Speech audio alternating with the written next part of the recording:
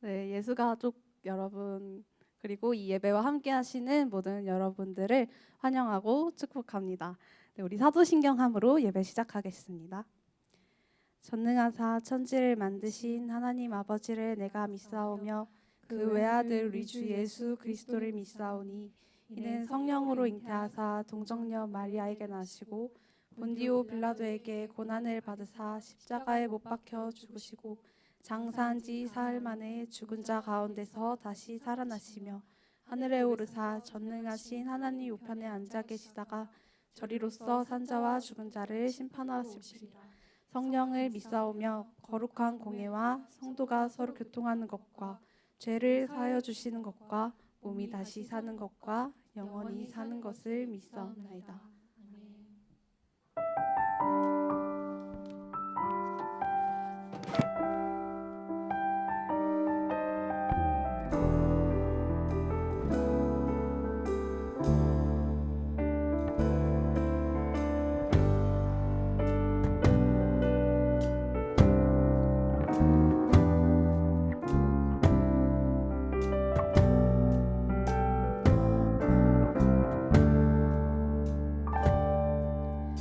예수를 만난 자 새로이 눈 뜨고 예수를 아는 자 그 말씀 들으리.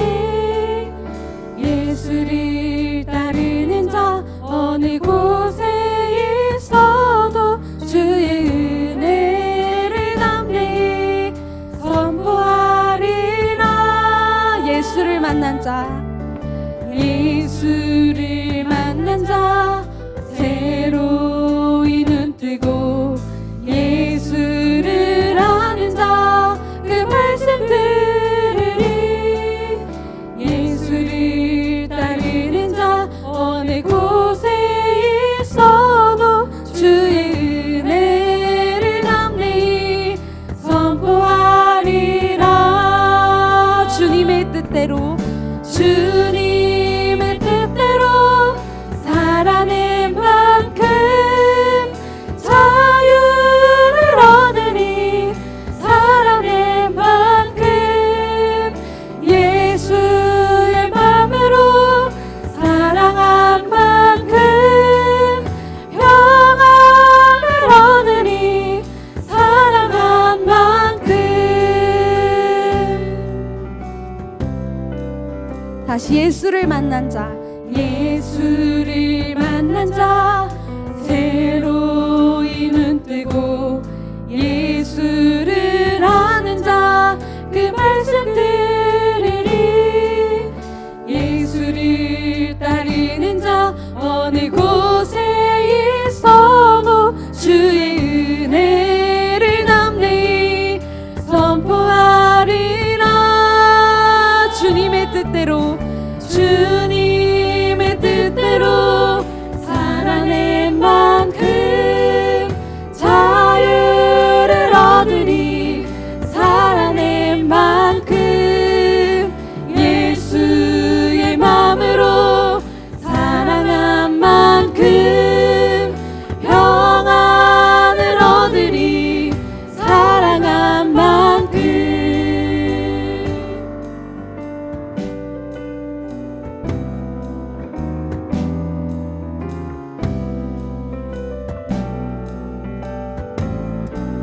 다시 처음으로 예수를 만난 자 고백하시겠습니다.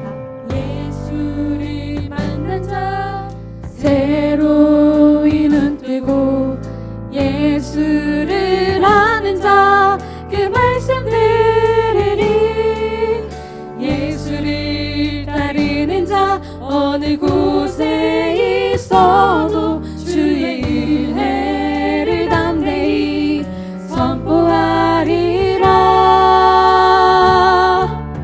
주님의 뜻대로 살아낸 만큼 자유를 얻으리. 살아낸 만큼 예수의 마음으로 사랑한 만큼 평안을 얻으리. 사랑한 다시 주님의 뜻대로 주님 사랑할 만큼 자유를 얻으리 살아낼 만큼 예수의 마음으로 사랑한 만큼 평안을 얻으리 사랑한 만큼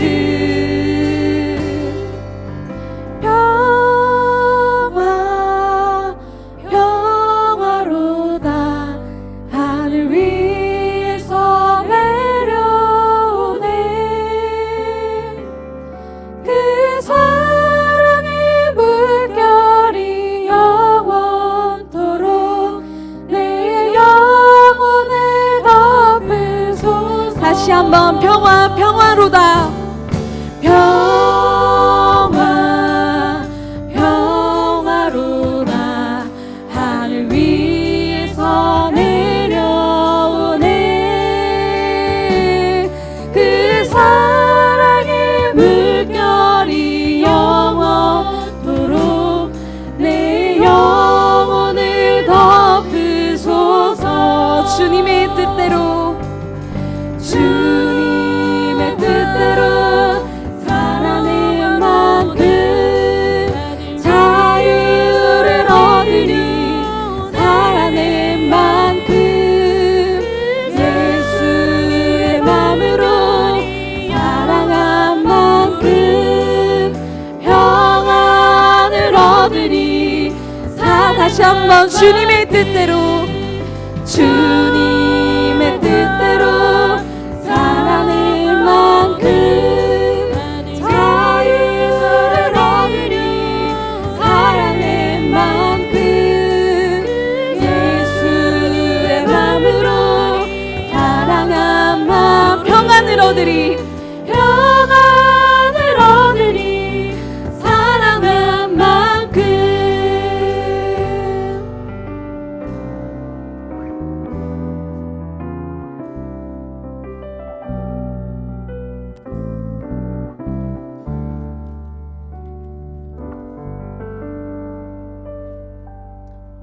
우리 이 시간 함께 박수 치면서 힘차게 같이 찬양하겠습니다. 내 모든 삶의 행동 주 안에 주님 안에 있네 나의 숨쉬는 순간들도 내 모든 삶의 걸음 주 안에 내 길도 주 안에 나의 숨쉬는 순간들도 징 라라라라라라 라라라라라라 라라라라라라 다시 내 모든 삶의 행동 주 안에 주님 안에 있네 나의 숨쉬는 순간들도 내 모든 삶의 걸음 주 안에 내 길도 주 안에 나의 숨쉬는 순간들도 징잉 라라라라라 라라라라라라 라라라라라라 다시 한번 라라라 라라라라라라 라라라라라라 라라라라라라 자비와 은혜의 물결 자비와 은혜의 물결 어디서 마주 얼굴 보니 주 사랑 날 붙드네 오 놀라운 주님의 사랑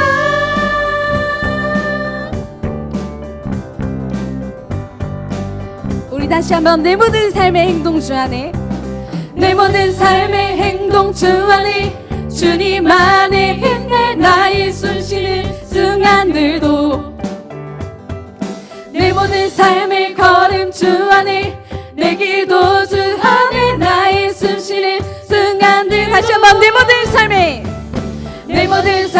행동 주 안에 주님 안에 있네 나의 숨쉬는 순간들도 내 모든 삶의 걸음 주 안에 내 길도 주 안에 나의 숨쉬는 순간들도 징잉 라라라라라 라라라라라라 라라라라라라 라라라라라 라라라라라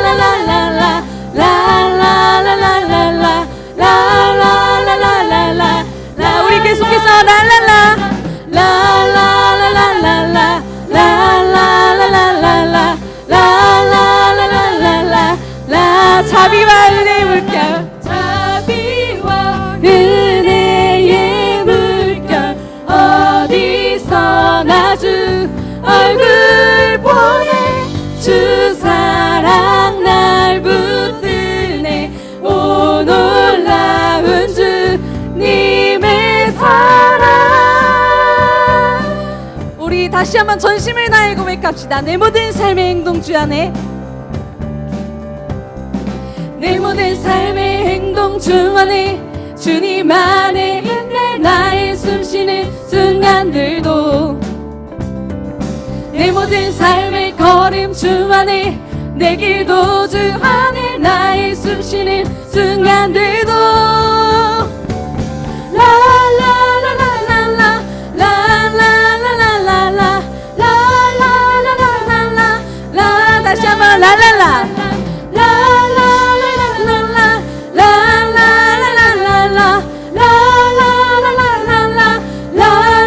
자비와 은혜의 물결 자비와 은혜의 물결 어디서나 주 얼굴 보내 주 사랑 날 붙드네 오 놀라운 주님의 자비와 은혜의 물결 어디서나 주 얼굴 보내 주 사랑 날 붙드네 오 놀라운 주님의 사랑.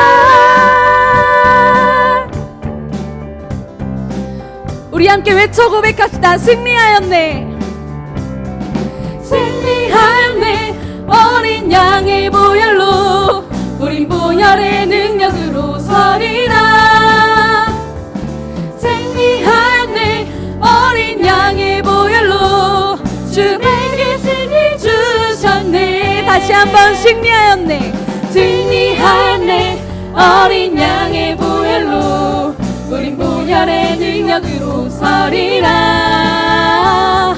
승리하였네 어린 양의 보혈로 주 내게 우리 마지막으로 승리하였네 승리하였네 어린 양의 보혈로 우린 보혈의 능력으로 서리라 승리하였네 어린 양의 보혈로 주 내게 승리 주셨네 주 내게 승리 주셨네 주 내게 승리 주셨네. 우리 하나님께 영광의 박수 올려드리겠습니다.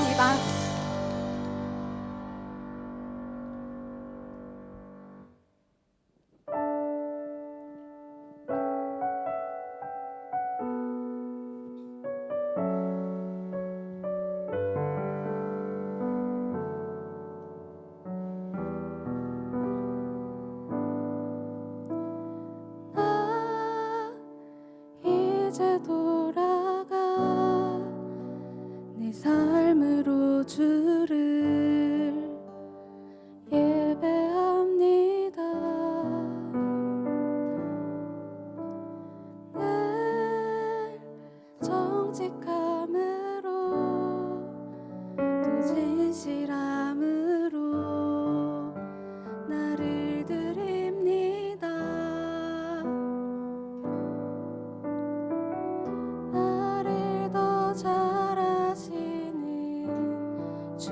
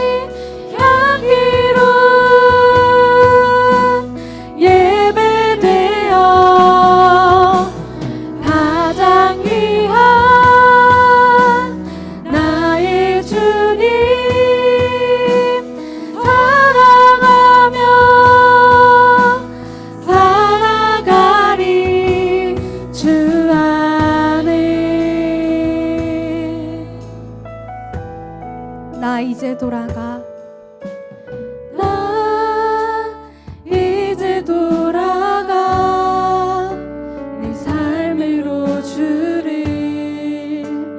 예배합니다.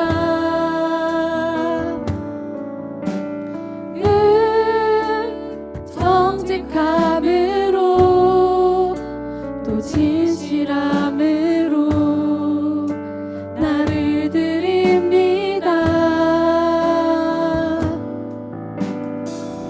나를 더 잘 아시는 주님, 나도 주님 더 알기 원해요.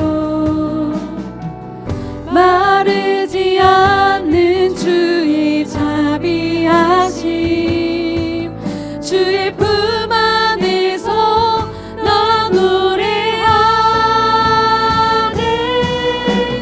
나의 삶의 모든 순간이 아름다운 노래되어 가장 귀한 나의 주님 찬양하며 살아가. 나의 삶의 모든 순간이 향기로운 예배되어 가장 귀한 나의 주님 사랑하며 다시 한번 나의 삶의 모든 순간이 나의 삶의 모든 순간이 아름다운 노래되어 가장 귀한 나의 주님 찬양하며 살아가리. 나의 삶의 모든 순간이 향기로운 예배되어 가장 귀한 나의 주님 사랑하며 살아가리 주 안에.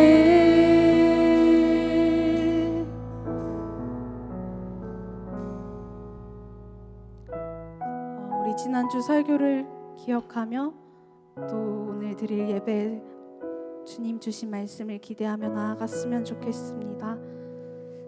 우리의 삶에 늘 주님은 역사하고 계시고 또 우리가 결단하여 주님 앞에 우리의 행동으로 또 살아내기를 원하십니다.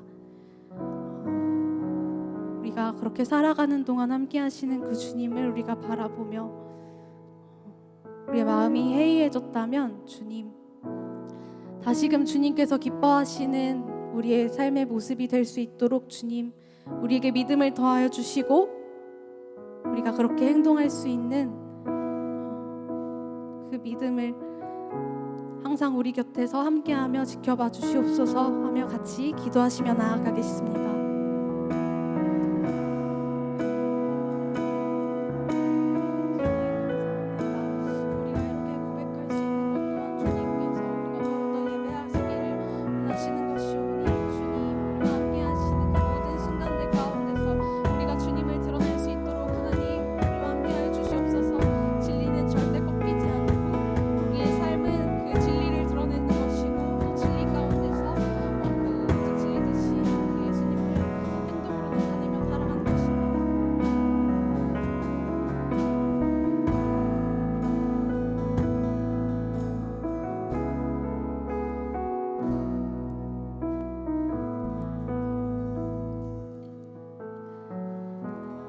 지금도 살아 역사하시는 하나님 아버지, 어려운 상황 속에서도 예배드릴 수 있는 기쁨을 허락해 주셔서 감사합니다. 한 주간 삶을 돌아볼 때에 하나님 말씀 앞에 결단하고 당신의 음성에 민감하게 반응하며 나아가겠다고 다짐했지만 바쁘고 혼란스러운 현실 앞에서 우리는 여전히 머뭇거리고 사라진 것들에 마음을 두었습니다. 우리의 죄를 용서하여 주시고 이 예배를 통하여서 영을 회복시켜 주세요. 다시 한번 우리가 온전히 의지할 이는 여호와 하나님뿐임을 분명히 하고 하나님의 일하심을 바라보며 주님과 동행하며 살아가는 예수 가족이 되길 소망합니다. 문대성 전도사님을 위해 기도합니다. 말씀 전하실 때에 그의 모든 생각과 마음이 성령의 인도하심에 붙들리어 온전한 하나님의 말씀을 선포할 수 있도록 은혜 내려주세요. 이 예배가 하나님 한 분만 높여드리는 예배 되길 원합니다. 우리의 예배를 기뻐 받아주세요. 예수님의 이름으로 기도드렸습니다. 아멘.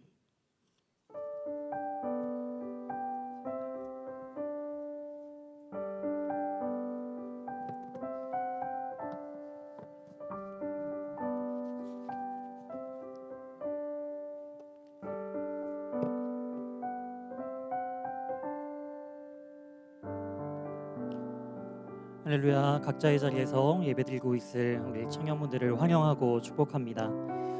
잠시 교회 소식 전달해드리도록 하겠습니다.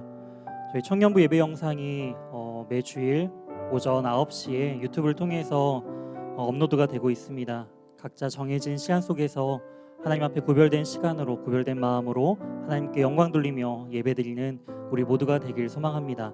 9시부터 보시게 되면 좋은 점은 이게 건드릴 수가 없다라는 것이죠. 실시간처럼 이렇게 쭉 가기 때문에 돌려보기도 넘기기도 안 됩니다. 그래서 실황처럼 이렇게 쭉 볼 수 있는 장점이 있는데요. 지난주 보니까 세 분이 실황으로 이렇게 예배를 드리시고 있더라고요. 그래서 가급적이면 많은 청년들이 또한 그 시간을 또 구별해서 함께 예배드리면은 또 좋겠다라는 그런 생각을 합니다.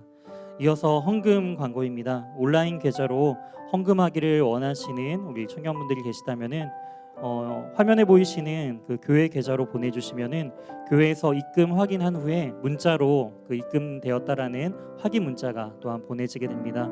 그래서 헌금을 드리기를 원하는 우리 지체들은요 다음 계좌로 보내주시면은 감사하겠습니다. 비록 우리가 함께 모여서 예배드리지 못하는 상황 속에 있지만 이럴 때일수록 우리가 예배의 본질을 회복하는 그런 시간이 되기를 원합니다. 하나님과 동행하는 우리 예수 가족 청년 모두가 되길 주님의 이름으로 소망합니다. 오늘 우리에게 주시는 하나님의 말씀은 열왕기하 2장 1절에서 11절 말씀입니다.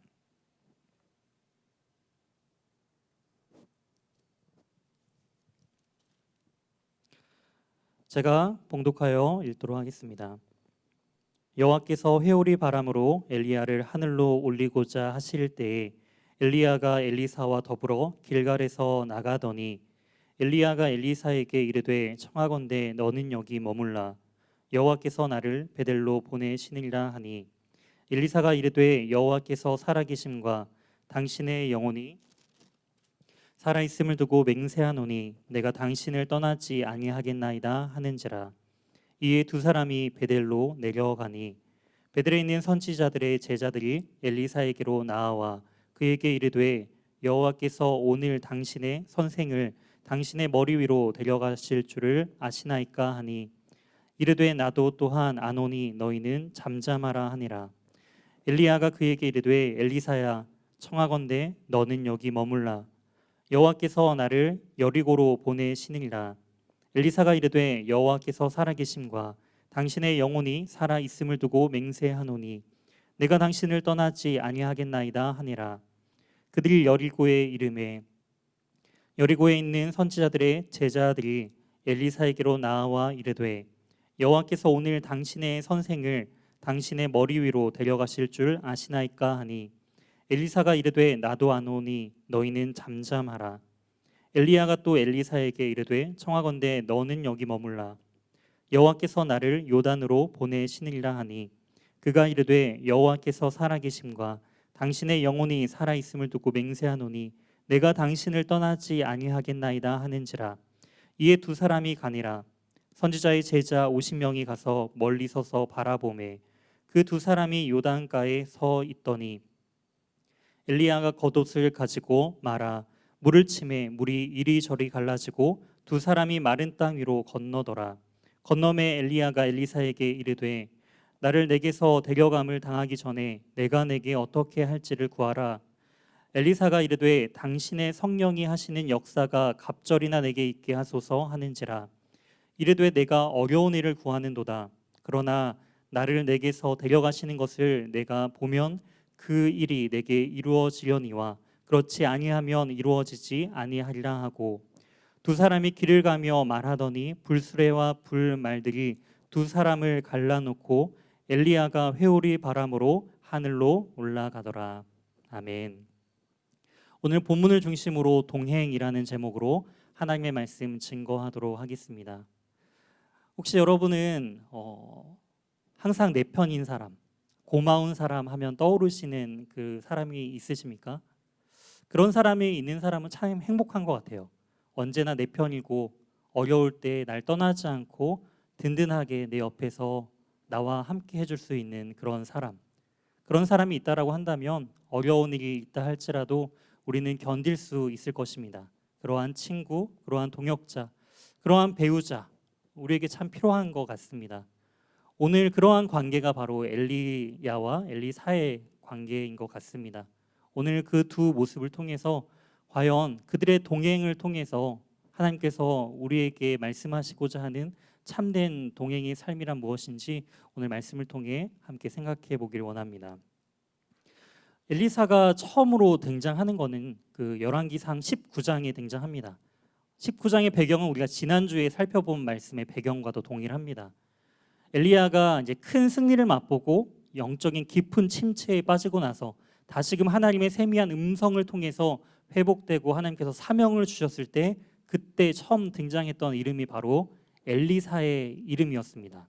하나님께서는 엘리사에게 기름을 부어서 이제 엘리야 다음으로 선지자의 역할을 감당할 수 있도록 그렇게 후계자를 세울 것을 요청했을 때 엘리사의 이름이 등장하는 것을 볼 수가 있습니다.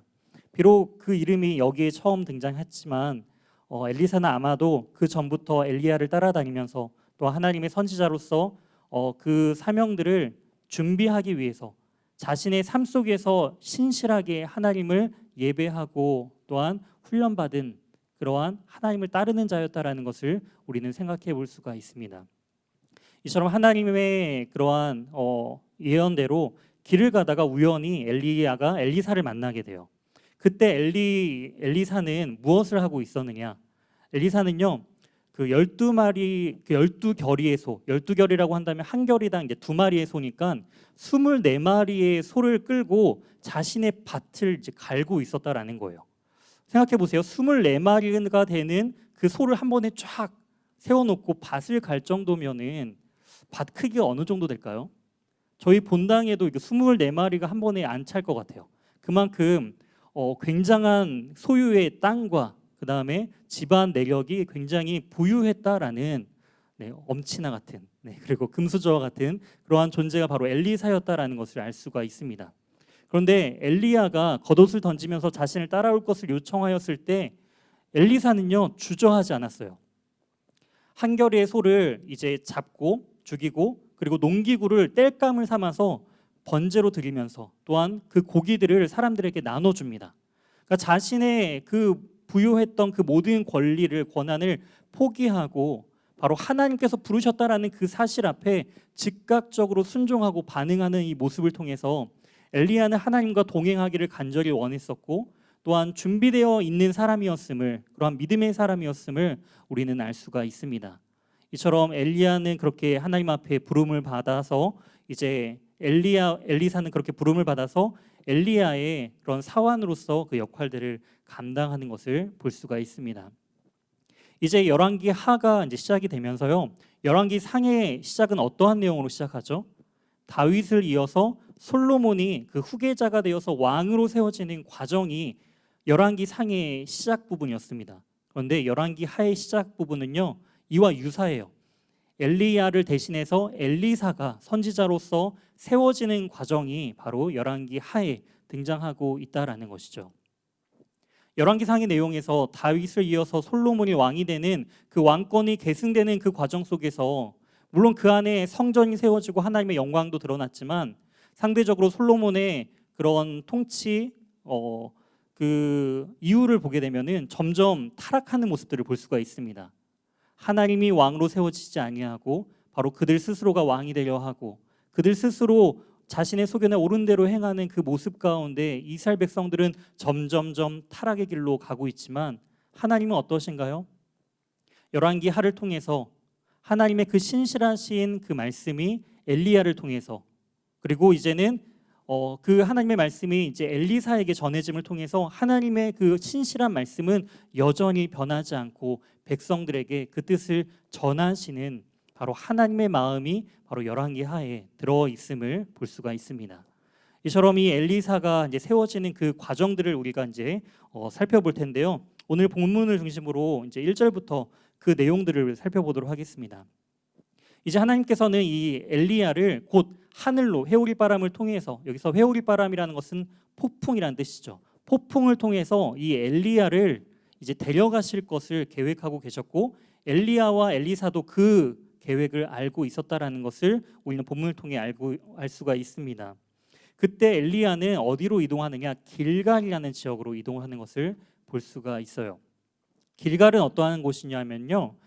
이스라엘 백성들이 가나안 땅을 정복하기 위해서 요단강을 건너서 이제 그 길갈이라는 지역, 그 여리고성을 이제 곧 바라보면서 길갈이라는 곳에 머물면서 그 요단강을 건너면서 가지고 취해온 그 돌 12개를 이제 세워놓은 곳, 그리고 할례를 받은 곳이 할례 언약을 이제 다시금 세운 곳이 바로 길갈이라는 지역임을 알 수가 있습니다. 바로 이스라엘 백성들에게 언약의 상징인 장소인 것이죠. 그 길갈로 하나님께서 이제 이 엘리야를 이동시키시는 것을 볼 수가 있습니다. 길갈까지는 이 엘리야와 엘리사가 함께 동행을 했어요. 그랬을 때 이제 또 하나님께서 엘리야를 다른 지역으로 이동시키시는 것을 볼 수가 있습니다. 그 지역이 바로 베델이라는 지역인데요. 베델로 이동하라는 그 계획 가운데 엘리야가 엘리사에게 이렇게 말합니다. 너는 여기 머물라라는 것이죠. 그랬을 때 엘리사가 그래 이제 좀 쉴 때가 됐지. 빨리 이제 내 스승은 이제 갈 때가 됐으니까 빨리 가고 난 여기서 좀 쉬겠다라고 한 것이 아니라 이제 당신의 살아있음을 이제 맹세하면서 끝까지 당신의 곁에 있겠다라고 강권하면서 따라가는 모습을 볼 수가 있습니다. 그리고 베델 지역까지 같이 가죠. 베델은 어떤 지역인가요? 이제 창세기를 바라보게 되면은 야곱이 이제 서원을 하면서 하나님과 이제 서원한 장소, 그리고 이 베델이라는 뜻이 하나님의 집이라는 뜻을 가진 것처럼 바로 하나님의 그런 나라와 집과 언약의 그런 통치가 있는 곳, 바로 그곳이 또한 베델이죠. 이 베델 가운데 함께 이동하는 그 모습을 볼 수가 있습니다. 그곳에서 누구를 만나느냐? 선지자들 만나요. 베델에 있는 선지자들을 만났을 때 그 선지자들 역시 이제 엘리야가 곧 하나님께서 부름을 받아서 회오리바람으로 하나님께서 데려갈 것을 알고 있었던 것 같아요. 그랬을 때 엘리사에게 너도 이와 같은 사실을 알고 있느냐라고 물어봅니다. 그랬을 때 이제 어떻게 하죠? 엘리사는요, 잠잠하라라고 말합니다. 그리고 나서 이제 또 엘리야가 말해요. 하나님께서 이제는 나를 여리고로 이제 가게끔 하시는데 너는 여기에 또 머물라라고 두 번째로 그렇게 강권하는 것을 볼 수가 있습니다.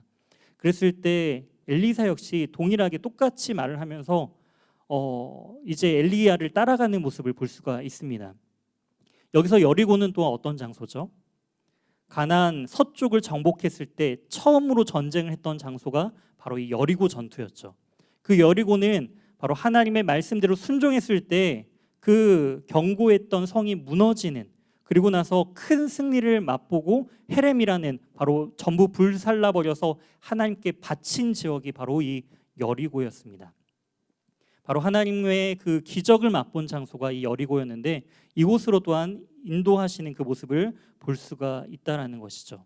여기서도 그 선지자들의 제자들을 보는 것들을 볼 수가 있습니다. 바로 그곳에서도 선지자들이 있었다라는 것이죠. 그리고 또 말하죠. 오늘 당신의 선생을 당신의 머리 위로 하늘 위로 데려갈 것을 아십니까? 라고 했을 때 엘리사는 또 잠잠할 것을 요청을 하는 것을 볼 수가 있습니다. 이제 마지막으로 하나님께서 이 엘리야를 요단 지역으로 이동시키시는 모습을 살펴볼 수가 있는데요. 그때 또 한 번 이 엘리야는 엘리사에게 너는 여기 머물라라고 또 한 번 강권하는 것을 볼 수가 있습니다. 세 번째 여기 머물라라고 이야기를 했죠. 그럼에도 불구하고 이 엘리사는요 끝까지 엘리야를 쫓아가는 것을 볼 수가 있습니다. 마지막으로 도착한 이 요단은 어떤 지역인가요? 과거 이스라엘 백성들이 요단 동편에서 서편으로 넘어갈 때 바로 이 요단 강물이 마르고 마름을 통해서 그 제사장들의 그 발목이 물에 닿았을 때 잠겼을 때 이제 물의 근원이 끊겨서 그 땅을 건넜던 것을 경험했던 하나님의 기적을 경험했던 장소가 바로 이 요단강 이 지역이었음을 알 수가 있습니다. 그때 거기 요단 지역에는 그 선지자들이 구체적인 숫자까지 언급하고 있습니다. 7절에 나와 있는 것처럼 제자 50명이 있었다라고 이야기를 하고 있습니다.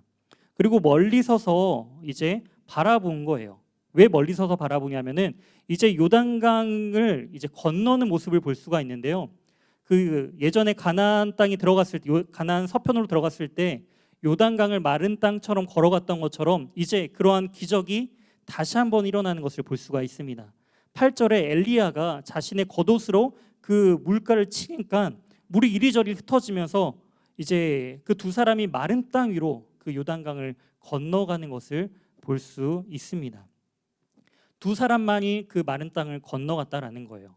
그렇기 때문에 이제 이 두 사람은 요단 동편으로 옮겨간 것이죠. 그리고 그 강을 바라보면서 멀리서 선지자들 50명은 그 기적을 눈앞에서 바라보면서 함께 넘어가진 않고 강 서쪽에서 이 동편으로 넘어간 이 두 선지자들을 바라보고 멀리서 바라보고 있었다라는 것을 우리는 알 수가 있습니다. 근데 우리가 여기서 생각해 볼 것이 있습니다. 왜 엘리야는 이제 자신의 후계자로서 세워질 이 엘리사에게 세 번이나 자신을 따라오지 말라라 이렇게 말 것을 왜 세 번씩이나 요청한 것일까요? 부끄러워서? 무서워서? 어떤 이유일까요? 아마도 이 엘리야는요 자신이 이 선지자로서 그 삶을 감당했을 때 물론 하나님의 큰 영광도 그 기적도 두 눈으로 바라보았지만 그 백성들의 거절감, 실패함, 영적인 무력함들을 처절하게 경험했던 사람입니다. 그러니까 그 길이 이 선지자로서의 삶이 얼마나 힘들고 어려운 삶인가라는 것을 그는 알았다라는 거예요. 그리고 자신을 이어서 이 엘리사가 그 일을 감당했을 때 이 엘리사에게 또 닥칠 그 수많은 어려움들이 이제는 미리 이 엘리야는 알고 있었다라는 것이죠. 그렇기 때문에 정말 너가 이것을 갈 것인가라는 그 사명을 세 번이나 확인한 것 같습니다. 그냥 여기 머물러도 돼. 억지로 하면은 안 가도 돼. 이거 너무 힘든 길이야. 그냥 여기 있어도 돼. 이렇게 세 번씩이나 그렇게 기회를 주었다라는 것이죠. 그러한 선택 가운데 엘리사는요 끝까지 하나님의 그 부르심과 그 사명을 붙들면서 나아가는 결코 흔들리지 아니하고 하나님의 사명을 바라보고 나아가는 엘리사의 모습을 볼 수가 있습니다. 이처럼 하나님의 사명은요 억지로 갈 수 없다라는 거예요. 하나님의 사명은 억지로 끌려가는 그 길이 아니다라는 것입니다. 바로 하나님의 부르심에 대한 온전한 믿음의 반응이 있었을 때 그것을 통해서 하나님은 역사하시길 원하신다라는 거예요. 이처럼 하나님께서는 엘리야를 이처럼 네 지역으로 이동시키십니다. 길갈에서 베델로, 그리고 다시 베델에서 이제 여리고로, 여리고에서 다시 요단으로. 네 지역에 공통점이 있다면은 하나님의 약속의 땅, 언약의 땅, 약속하신 언약의 땅이자 하나님의 기적을 맛본 그러한 기적을 경험한 땅이다라는 것을 알 수가 있습니다. 그런데 더 중요한 것은 무엇이냐면 이렇게 이동하면서 하나님께서는 무엇을 엘리야에게 깨닫게 하시냐면은 가는 곳마다 하나님의 선지자들이 있다라는 것을 보여주었다라는 거예요. 엘리야는 어떤 마음이었나요? 지난주에도 살펴보았지만 그는 혼자 있는 것처럼 느껴졌던 거예요. 하나님, 나밖에 남지 않았습니다. 늘 외로웠어요. 동역자가 없는 것 같았어요. 자신이 하나님의 사명, 이게 분명히 하나님의 뜻이고 하나님께서 가라 하신 길인데 그 길이 너무나 외로웠던 거예요. 나만 하는 것 같은 외로움 속에서 처절한 그러한 영적인 침체감을 느꼈던 이 엘리야에게 하나님께서 마지막으로 그에게 보여주는 거예요. 남아있던 바알에게 무릎 꿇지 않았던 그 7천 명이 있다라는 것을 알려주신 것처럼 가는 곳마다 그 지역을 굳건히 믿음으로 버티고 견디고 있는 하나님의 제자들, 선지자들이 있다라는 것을 이 엘리야에게 보여주는 것입니다. 하나님께서는 이 엘리야를 회복시켜 주시는 것이죠. 위로해 주시는 것이죠. 아, 그렇구나. 나는 혼자가 아니었구나. 하나님의 말씀대로 살아가려고 하는 그렇게 구별된 신실한 자들이, 하나님의 뜻을 구별하는 자들이 있다라는 것을 하나님께서 보여주셨다라는 것이죠. 또한 이 이동 순서는요, 또한 중요한 영적인 의미가 있습니다. 이 의미는 무엇이냐면은 이스라엘 백성들이 이제 요단 서편을 넘어가면서 가나안 땅을 정복했을 때 지나다녔던 루트예요. 그 말은 뭐냐면은 지금 그 루트에서 역순으로 지금 가고 있는 거예요. 엘리야와 엘리사는 그 역순으로 요단 서편에서 동편으로 옮겨갔다라는 것이죠. 이 말은 무엇이냐? 바로 이 루트를 통해서 하나님께서 이 이스라엘 백성들을 가나안 땅으로 오게 하신 하나님의 약속을 기억하라라는 그런 의미가 있다라는 것을 우리는 알 수가 있습니다. 그 모든 길 가운데 역사하시는 하나님, 함께 하시는 하나님, 지나고 보니까 그곳에 모든 하나님의 은혜와 하나님의 도우심이 그 땅 가운데 보이는 거예요. 지금은 몰랐지만 내 인생이 지나고 보니까 모든 것이 하나님의 은혜였구나. 그것을 깨닫게 하시는 것이죠. 그리고 그 은혜를 깨닫고 그 은혜를 붙잡았을 때 하나님의 이 놀라운 사명들을 감당할 수 있고 하나님께서 가라 하시는 그 길을 우리는 믿음의 눈을 들어서 갈 수 있다라는 것입니다. 우리에게도 이러한 하나님의 은혜 자리가 있어야 된다라는 거예요.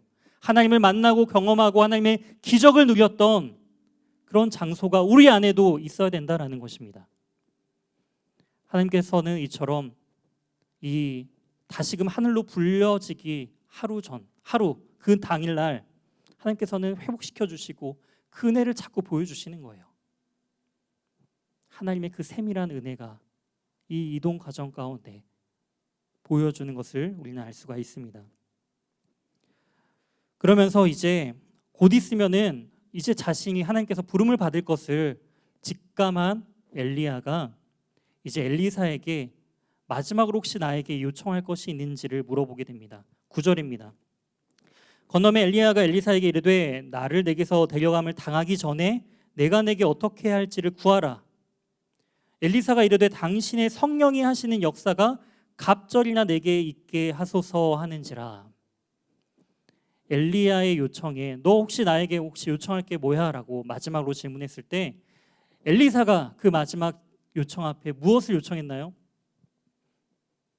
저에게 동역자를 붙여주세요. 저에게 물질을 좀 이렇게 후원을 해줘서 그 사명들을 온전히 감당하기에 어려움이 없을 수 있도록 물질을 좀 후원해 주세요. 사람이나 이 물질을 간구하는 것이 아니라 엘리사가 간구한 것은 엘리야 당신에게 임했던 하나님의 그 동일한 성령의 역사가 나에게 임하기를 원합니다라는 고백을 했다라는 것이죠. 이 사명을 감당할 때 물질과 그 동역자, 사람보다 더 중요한 것은 바로 성령 하나님께서 나와 동행하시는 역사하심이 가장 중요하다라는 것입니다. 성령 하나님께서 함께 하시는가, 그것이 모든 사역의 가장 우선순위가 되어야 된다라는 것이죠. 엘리사는 그것을 알았어요. 그래서 다른 것을 간구하는 것이 아니라 바로 엘리야에게 임한 그 성령을 이제 자신에도 구하는 것을 알 수가 있습니다. 근데 그냥 구하기에는 뭔가 좀 부족했나 봐요. 갑절을 구해요. 갑절. 2배를 구합니다. 당신에게 임했던 성령의 역사가 내게는 2배가 임하기를 원합니다 라고 이렇게 요청을 해요.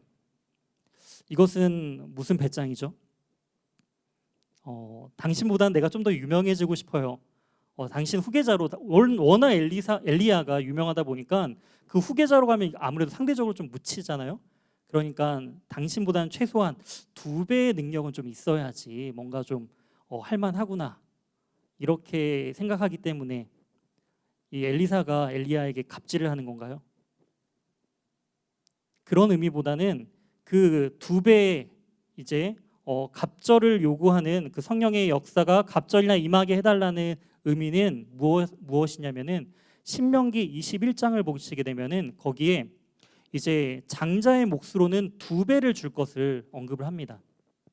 조금 치사하긴 하지만 그 구약적인 배경을 보게 되면은 그 형제들이 이렇게 여러 명 있다고 한다면 동일하게 똑같은 몫으로 나눠주는 것이 아니라 그 맏형 제일 첫째에게는 2배를 줘요. 다른 사람들보다, 다른 형제들보다 2배를 줍니다.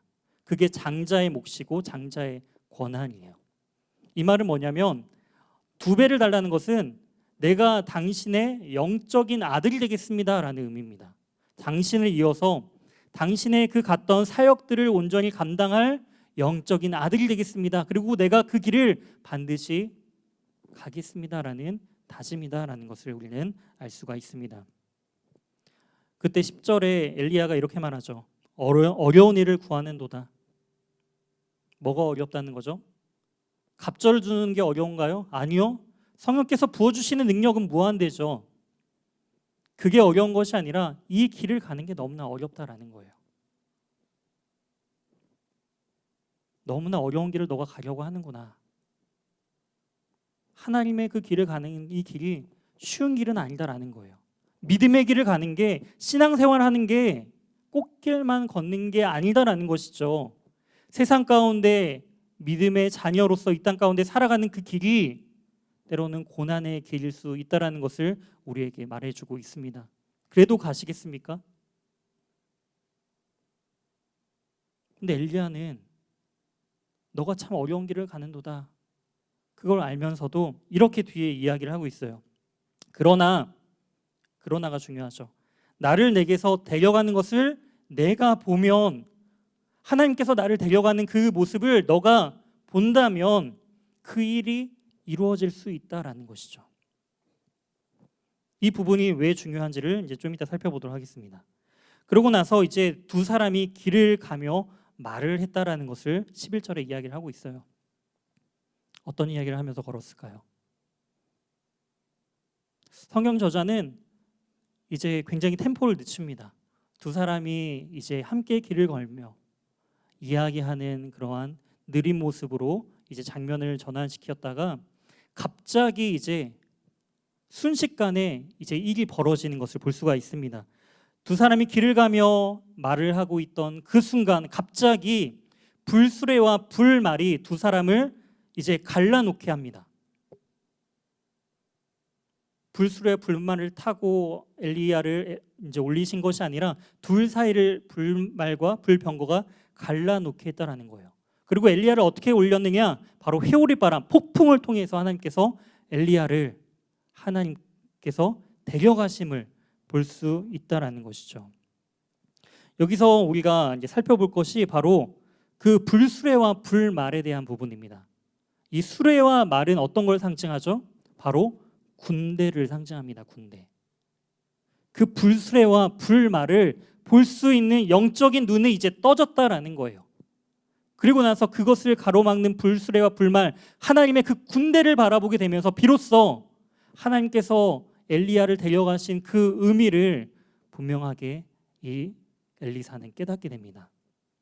중요한 것은 그 영적인 눈이 떠진 그 상황인 거예요. 이게 가능한, 이 사역이 가능한 것은 바로 하나님께서 일하시는 하나님의 그 군대의 영적인 능력을 바라보느냐 바라보지 못하느냐에 달려 있다라는 것입니다. 이제 드디어 엘리사는 그 하나님의 일하심을, 하나님의 군대의 역사하심을, 그 영의 일을 바라보게 되었다라는 것이죠. 그리고 하나님께서는 그 엘리야를 데려가는 모습들을 볼 수가 있습니다. 우리는 이 말씀을 통해서 이 부분을 생각해 볼 수가 있습니다. 어디서 바라보느냐에 따라서 우리의 믿음의 반응은 달라진다라는 것이죠.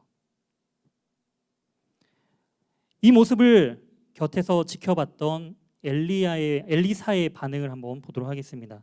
12절과 13절을 통해서 보게 되면은 내 아버지여, 이제는 영적인 그런 아들로서 아버지라고 부르는 표현으로서 아버지여 이스라엘 병거와 그 마병이여라고 하면서 그 울부짖는 모습을 볼 수가 있습니다. 그리고 자신의 옷을 찢어요.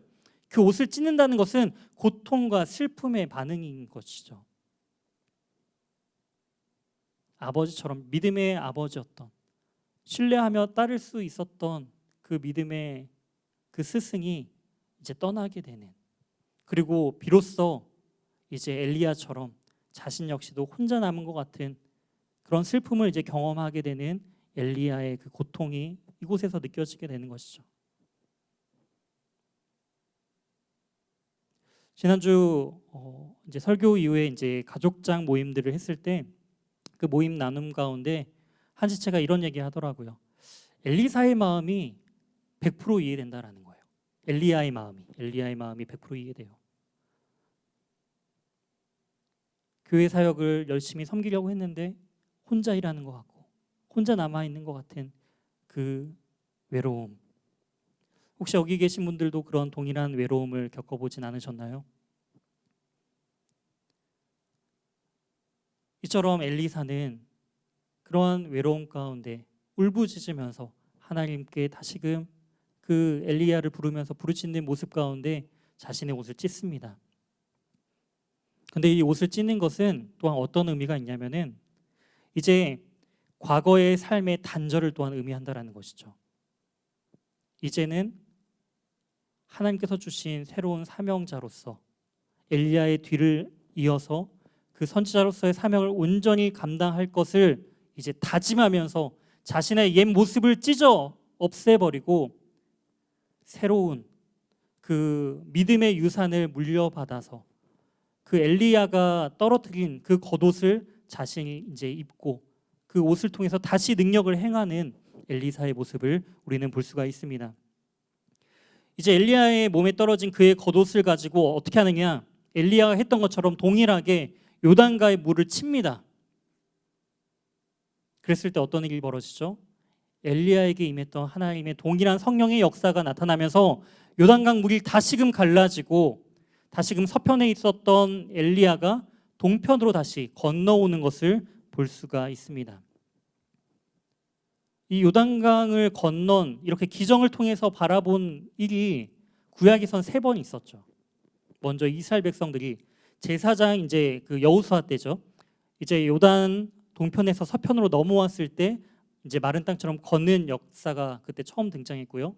조금 전에 아까 엘리야가 그렇게 건너는 모습들, 다시 이제 엘리사가 다시금 반대편으로 건너오는 모습 가운데 요단강을 이렇게 기적처럼 넘어오는 것을 우리는 살펴볼 수 있었습니다. 그런데 이 요단강에서의 기적이 신약에서도 등장해요. 언제 등장하나요? 예수님께서 요단강에서 세례 요한에게 세례를 받으셨을 때 어떻게 되죠? 하늘이 갈라집니다. 그리고 성령이 비둘기같이 내려오는 장면이 있어요. 그리고 이 갈라지고 찢어졌다라는 이러한 표현은 어디에 또 등장하느냐? 예수님께서 십자가에 달려 죽으셨을 때 어떻게 되죠? 휘장이 갈라져요. 동일한 단어입니다. 휘장이 찢어졌다, 휘장이 갈라졌다라는 의미죠. 휘장은 어떤 의미냐? 하늘을 상징합니다. 하늘. 그러니까 하늘이 갈라진다라는 거예요. 이 말은 뭐냐면 구약에는요, 하나님의 능력을 통해서 바로 하나님의 약속의 땅 가나안 땅으로 들어갈 수 있었다라고 한다면 이제는 신약에서는 예수 그리스도를 통해서 하늘이 갈라짐을 통해 바로 하나님과 단절되었던, 죄로 인해 단절되었던 우리가 그 관계가 회복되고 우리에게 막혔던 그 하늘이 다시금 갈라지고 찢어짐을 통해서 주님 앞에 온전히 하나님의 나라에 우리가 온전히 나아갈 수 있게 된 그 길이 열렸다라는 것입니다. 그것이 바로 이 요단강 도하와 바로 예수님께서 요단강가에서 세례를 받으셨던 그 장면하고 연결되는 것을 우리가 볼 수가 있는 것이죠.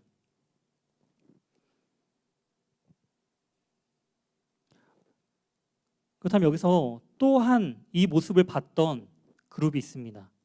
그 그룹이 누구죠? 엘리야가 건넜던 그리고 회오리 바람을 통해서 올라갔던 그 장면을 멀리서 바라봤던 사람들이 있습니다. 바로 제자들 50명이죠. 7절 말씀을 다시 보게 되면은 선지자의 제자 50명이 가서 멀리 서서 바라보았다라는 것을 우리는 알 수가 있습니다. 비록 이 엘리사처럼 엘리야와 동행하면서 바로 옆에서 그것을 보지 못했지만 요단강이 멈추고 마른 땅처럼 건너가는 것을 멀리서 봤어요. 그리고 폭풍우가 임해서 엘리야가 하늘로 올려지는 것을 그들이 멀리서 지켜봤습니다.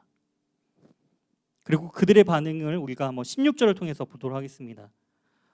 16절에 이렇게 기록되어 있습니다. 그에게 이르되 당신의 종들에게 용감한 사람 50명 있으니, 바로 자신들이죠. 50명 있으니 청하건대 그들이 가서 당신의 주인을 찾게 하소서.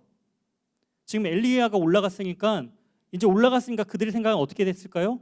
이제 당연히 떨어졌을 것이다라는 것이죠. 염려하건대 여호와의 성령이 그를 들고 가다가 어느 산이나 어느 골짜기에 던지셨을까 하나이다. 이 말은 뭐냐면은 하나님께서 올리셨다가 이제 폭풍우 가운데 그 폭풍 회오리 바람 같은 것들로 큰 폭풍우 가운데 사람이 들려 올려갔다라고 한다면 가다가 이제 떨어졌을 거 아니에요. 그걸 지금 이 멀리서 지켜봤던 사람들은 염려하는 것입니다. 그런데 그런 의미로 하나님께서 올리신 건가요? 너 그동안 어떻게 하는지는 잘 봤어. 뒷그리는 하나님, 폭풍으로 올리셨다가 떨어져 죽게 하려고 올리신 건가요? 그런 의미가 아니라 하나님께서 올리신 것은 바로 죽음을 보지 않고 올라갔던 그 모습을 통해서 바로 예수님의 그 부활과 승천에 대한 모습들을 보여주고 계셨다라는 거예요. 구약시대에 이미 하늘로 올려서 올라간 그 장면을 미리 예고편처럼 보여주셨다라는 것이죠. 예수님께서 하늘에 승천하신 것처럼 다시 오실 예수님을 보여주기 위해서 바로 이 엘리야를 들어 올리셨다라는 것입니다. 하지만 멀리서만 봤던 그들의 모습은 어떤가요?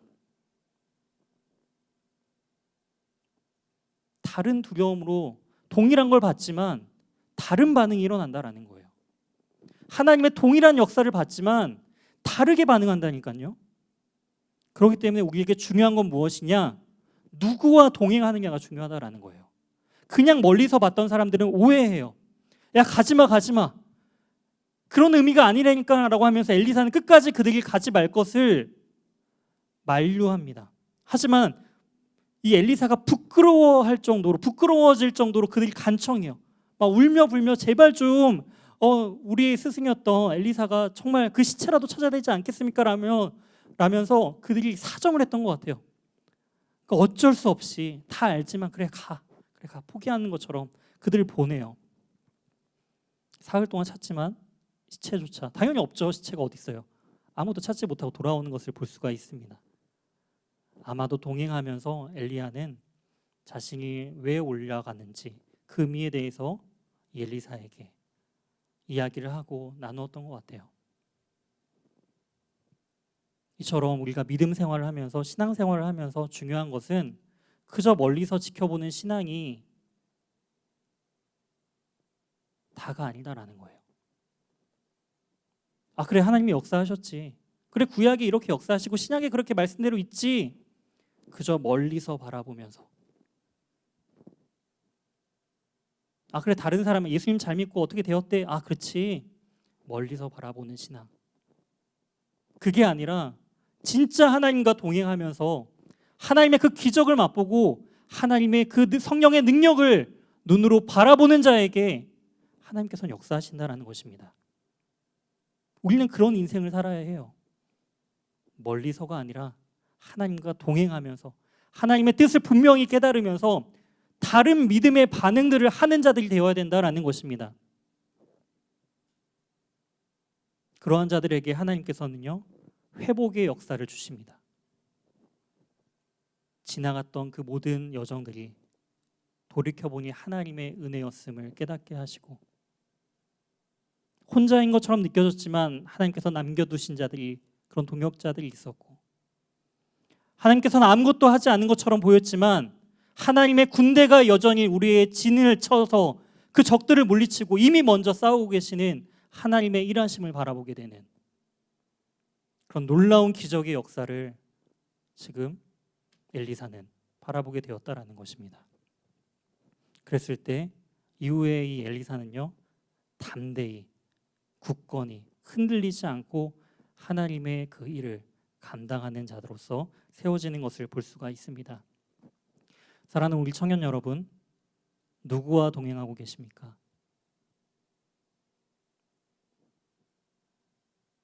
어떤 우리의 인생 가운데 어떤 어려움들이 있으신가요?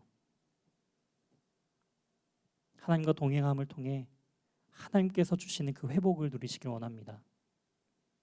영적인 그 온전한 회복을 통해 하나님과 동행함을 통해 그 영적인 승리를 맛보며 살아가는 그런 능력 있는 우리 모두가 되길 소망합니다. 우리 말씀을 기억하면서 함께 결단하면서 찬양했으면 좋겠습니다. 우리를 온전히 회복하게 하시는 분, 우리를 진정으로 치료하시는 분은 바로 예수 그리스도 여호와 하나님이심을 우리가 고백합니다. 우리의 상처 입은 우리의 마음들을 주님께서 위로하여 주시고 하나님께서 가게 하신 그 모든 길을 다시금 감을 통해서 하나님께서 예비하시고 인도하시는 그 주님의 뜻을, 사랑을 경험하는 우리가 되게 달라고 함께 결단하며 찬양하며 나가도록 하겠습니다. 예수 나의 좋은 치료자, 그의 눈이 머무는 곳은 나의 슬픔과 고통, 고개를 들어 그의 눈을 볼 때에 난 알았네. 예수 나의 좋은 치료자, 예수 나의 좋은 치료자, 예수 나의 좋은 치료자, 그의 손길이 닿는 곳은 나의 상처와 아픔, 영원히 흐를 것 같았던 눈물 다 멎었네. 예수 나의 치료자,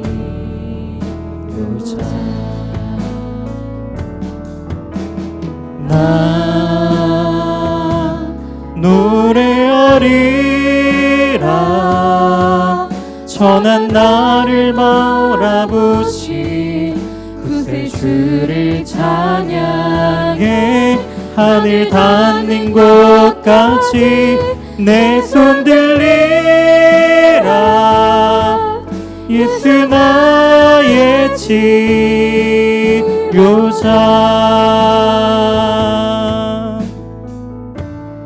예수 나의 좋은 치료자, 예수 나의 좋은 치료자, 그의 눈이 머무는 곳은 나의 슬픔과 고통, 고개 들어 그의 눈을 볼 때에 난 알았네. 예수 나의 좋은 치료자, 예수 나의 좋은 치료자, 예수 나의 좋은 치료자, 그의 손길이 닿는 곳은 나의 상처와 아픔, 영원히 흐를 것 같았던 눈물 다 멎었네. 예수 나의 치료자, 아멘. 나 노래하리라. 나 노래하리라. 전한 나를 바라보시 구세주를 찬양해. 하늘 닿는 곳까지 내 손 들리라. 예수 나의 치료자, 아멘. 나 노래하리라. 나 노래하리라. 전한 나를 돌아 바라보신 구세주를 찬양해 하늘 닿는 곳까지 내 손 들리라. 예수 나의 집. 다시 한번 고백합시다. 나 노래하리라. 노래하리라.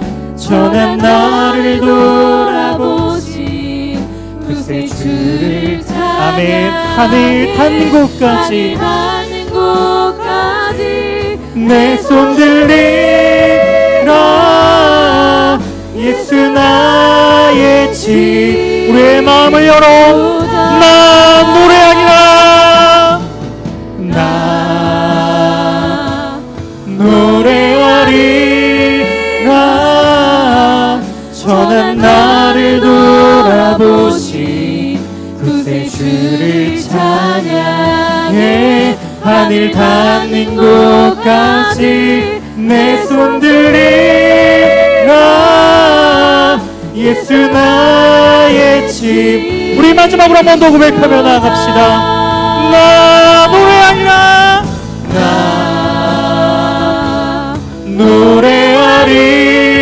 노래하리라.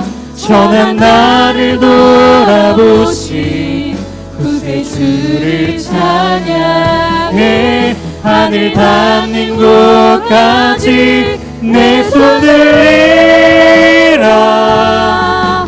예수 나의 집. 요사. 이 시간 함께 기도하며 나아가도록 하겠습니다. 그렇습니다. 주님께서 능치 못할 능력이 없으시며 치료치 못할 병이 없으심을 고백합니다. 하나님, 우리의 마음을 어루만지시며 우리를 온전히 회복하시는 주님의 능력을 우리가 바라보게 하여 주시옵소서. 하나님, 우리의 수많은 문제와 고통과 아픔을 주님께 내어 맡기며 주님과 동행함을 통하여서 온전한 회복의 역사가 우리에게 임하게 해달라고 오늘 말씀을 기억하며 우리가 결단하며 함께 기도하며 나아가도록 하겠습니다. 주여. 하나님 아버지, 그렇습니다. 우리의 연약함과 아픔을 아시는 주님, 우리를 홀로 내버려 두시는 것이 아니라 우리를 부르시며 만지시며 회복해 하시는 주님, 우리가 주님의 그 은혜와 사랑으로 다시금 우리가 주님과 동행하는 복된 인생이 되길 소망합니다. 함께 걸 때는 몰랐지만 되돌이켜보니 그 모든 것이 하나님의 은혜의 자리요, 하나님의 택하시고 우리에게 부어주시는 하나님의 그 거룩하신 은혜임을 우리가 또한 말씀을 통해 깨닫게 됩니다. 하나님, 우리가 혼자라고 느껴질 때 우리가 혼자인 것이 아니라 바로 남겨진 아버지, 정말 바알에게 무릎 꿇지 않았던 7,000명의 자들을 남겨두신 것처럼 곳곳에 하나님의 자들을 따르는 믿음의 사람들을, 동역자들을 세워두신 것처럼 하나님, 우리가 믿음의 여정을 갈 때에 혼자 있는 것이 아닌 함께 귀한 동역자가 있는 것을, 또한 하나님의 군대가 있는 것을, 하나님의 역사하심이 있다라는 것을 우리가 바라볼 수 있는 믿음의 눈을 우리에게 허락하여 주시옵소서. 그리하여 멀리 서서 바라보는 것이 아니라 하나님과 동행함을 통하여 하나님과 늘 가까이 있기 원하며 하나님의 그 거룩하심과 하나님의 능력을 우리가 가까이서 주님의 일하심을 통해 나의 삶 가운데 역사하시는 주님의 능력을 바라보는 믿음의 눈을 허락하여 주시옵소서. 그리하여 이 시대를 살아가는 주의 귀한 믿음의 청년들에게 하나님, 강력한 하나님의 능력을 바라보게 하여 주시고 하나님의 귀한 사명들을 온전히 능히 감당할 수 있는 그러한 차원한 심령과 믿음의 눈을 허락하여 주시옵소서. 우리가 이 길을 억지로 가는 것이 아니라 하나님, 이 길을 가는 것이 너무나 힘들고 외로운 길이지만 그 가운데 하나님의 역사가 있고 함께 하심이 있고 주의 기름 부으실 하나님의 성령 하나님께서 기뻐하시는 자리이기 때문에 우리가 그 길을 갑니다. 우리가 그 길을 함께 동행하기 원합니다. 그 길이 생명이기 때문에, 영원한 하나님의 나라이기 때문에 우리가 믿음의 눈을 들어 그 길을 가길 소망하오니 하나님, 있다 없어질 세상의 것에 우리가 머뭇머뭇거리며 우리의 시선을 그곳에 두어 멀리서 바라보는 자들이 아니라 하나님, 영원한 생명 대신 주의 거룩하심 가운데 믿음의 눈을 들어 우리가 결단코 놓치지 말아야 할 그 본질을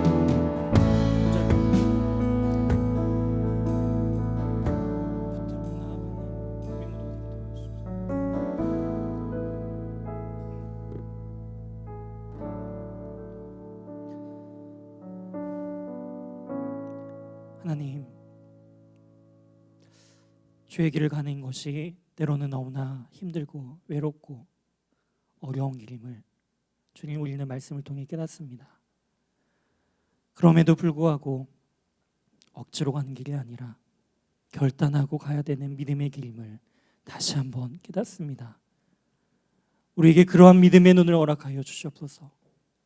다시 주님의 그 성령, 하나님의 그 도우심이 없이는 단 하루도 살아갈 수 없는 우리 힘을 온전히 깨닫고 힘들고 어려운 길이라 할지라도 주님께서 그 길을 함께 걸어가시기 때문에, 주님이 그 길을 기뻐하시기 때문에, 그곳에 생명이 있기 때문에 우리가 그 길을 갑니다.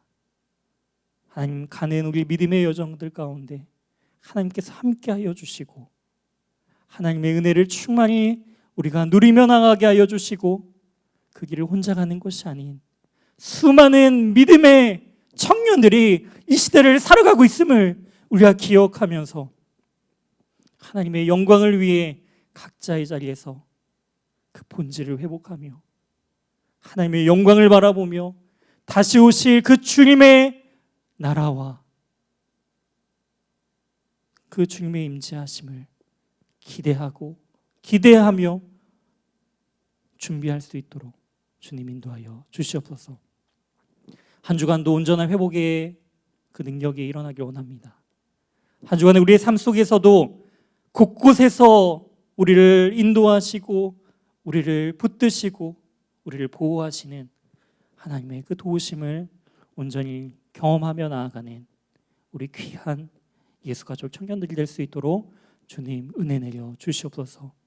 우리와 늘 함께 하시며 우리에게 하나님의 한량없는 은혜를 부어주시길 원하시는 그 주님의 사랑에 감사드리오며 이 모든 말씀 살아계신 예수 그리스도의 이름으로 기도드립니다. 아멘.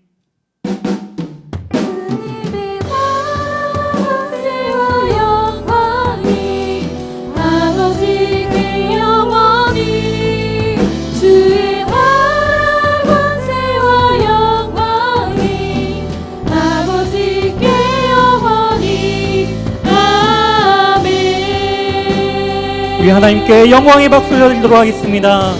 아멘.